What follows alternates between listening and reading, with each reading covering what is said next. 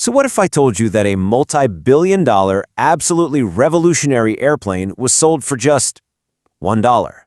Today, we're going to dive into the incredible story of a groundbreaking jet that became the grand prize in a high-stakes international corporate war.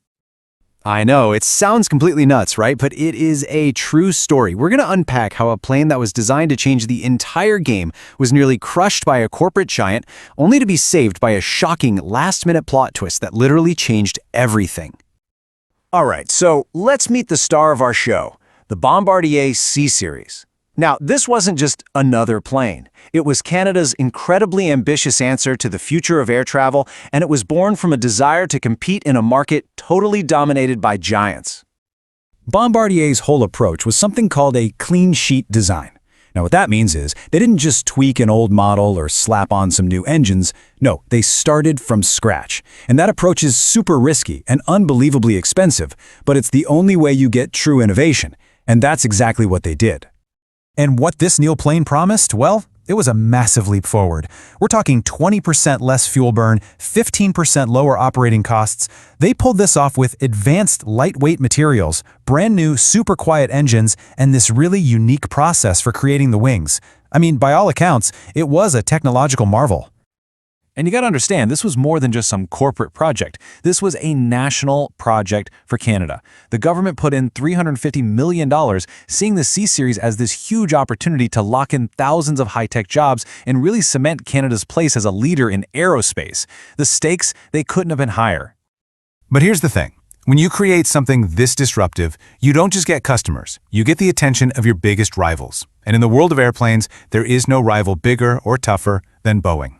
And this right here, was the moment everything changed.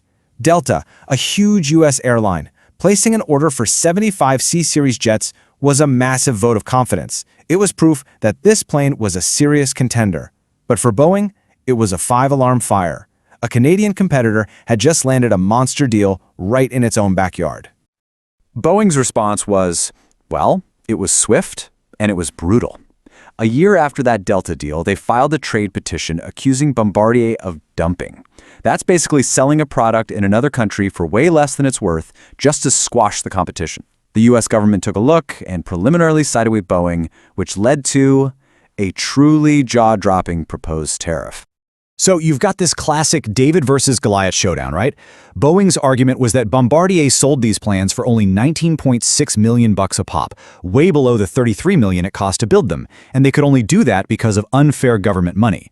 Bombardier shot back saying, hey, everybody gives a discount to the first big customer, and besides, Delta said you guys didn't even have a plane that could compete with ours. 300%. Let that number just sink in for a second.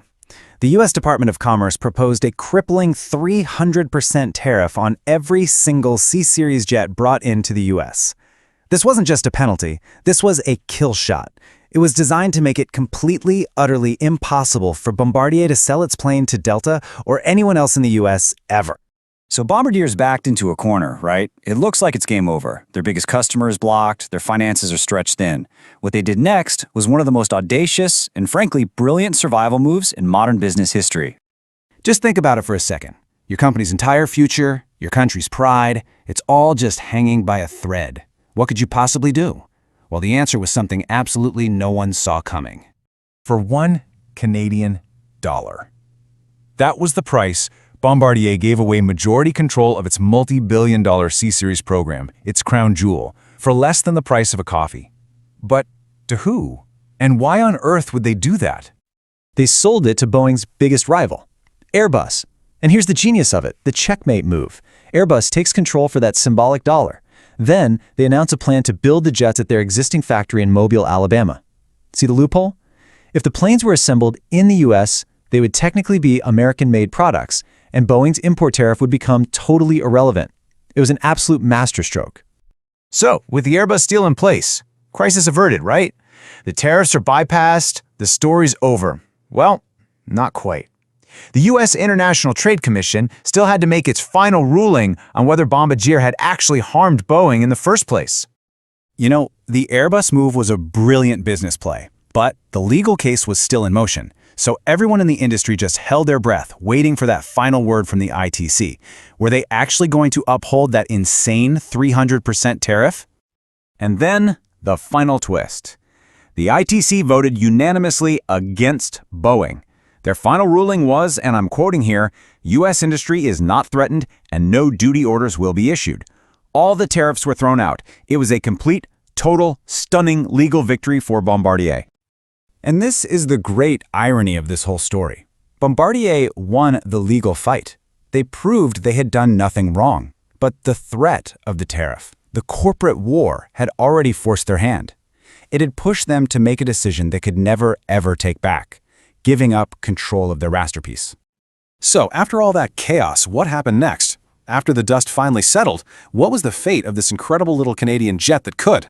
The deal went through just as planned. The C-Series program officially joined the Airbus family. And to mark this new era, it was given a new name, the Airbus A220. The Bombardier C-Series name was retired forever. And under the Airbus banner, the plane absolutely thrived. With the marketing muscle, the global supply chain, and the market confidence of an industry titan behind it, the A220 became the runaway success it was always destined to be. Airlines loved its efficiency, passengers loved the comfort, and the orders just started flooding in. And the numbers, well, they don't lie. As of late 2023, we're talking over 800 of these planes ordered, with a huge backlog of more than 500 just waiting to be built. The plane that was nearly driven to extinction is now one of the hottest aircraft in its class. So what's the real takeaway here? Is this a story of brilliant innovation surviving against all odds? Or is it a cautionary tale of a corporate giant using its power to snatch up a superior product?